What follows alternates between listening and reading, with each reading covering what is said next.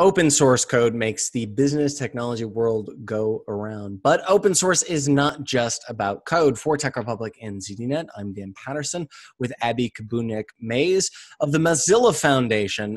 Abby, I wonder if you could help us understand not just about open source as programming and as an engineering metaphor or something that is used by engineers, but open source as a fundamental component and something that is kind of culturally ingrained in business technology.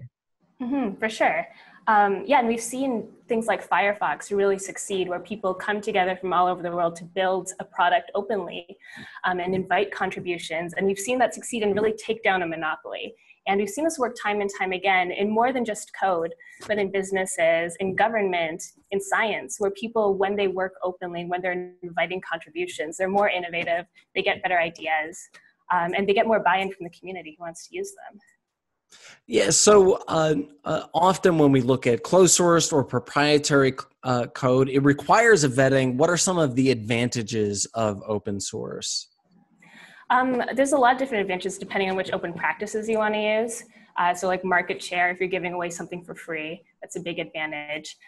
Getting input from your customers. If it's open source, you can hear more from the people that are using it. Places like Lego actually use that if they're thinking about what Lego line to produce next. They have like surveys and people can suggest things. And like co-creating, you get better innovation when more people and the right experts are really working on a product. So there's a lot of different advantages. Those are 3 of them that I can think of now. Yeah. I love the example of taking down a monopoly, and we kind of all remember the days where Internet Explorer was the only web browser. Free, though, has some weird connotations associated with it. What makes open source code and free open source code different than, say, freeware or applications that are free and have a lot of after installation costs?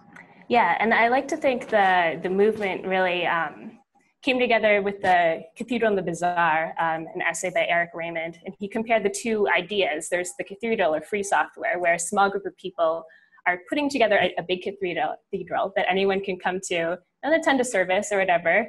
He compared that to a bazaar where everyone is co-creating. There's no real structure. You can set up a table wherever you want. You can haggle with other people. So open source, he really compared that to the Linux Foundation at the time, where he was seeing so much delegation, so many people taking on tasks that would have been closed in like the cathedral model. So that idea that anyone can get involved and anyone can participate is really that key, rather than just giving away something for free. Did you call that the cathedral model? Yeah, I don't know if that's a real model, but he compared the cathedral and the bazaar. That is a great metaphor. Can you help us understand a little more about that?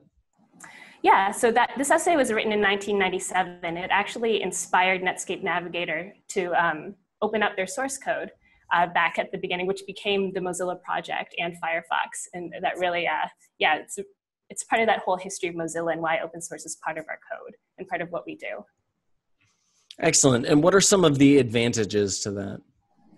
Yeah, there's a lot more buy-in from people, and having this distributed model where anyone can take a part of this and anyone can be involved in running the project really helps keep the power not centralized, but really distributed. And so you can see like what's happening to your data. So there's a lot of advantages that way, and a lot more trust with the population. And I think this is where innovation happens, when everyone can be a part of something and where everyone can submit the best ideas. And I think we saw that in like the scientific revolution, when the academic journal started and people were publishing their research and then letting other people use that and build upon that and discover more things. We saw the same thing happen with open source, where you can really take this and use and do whatever you want with it.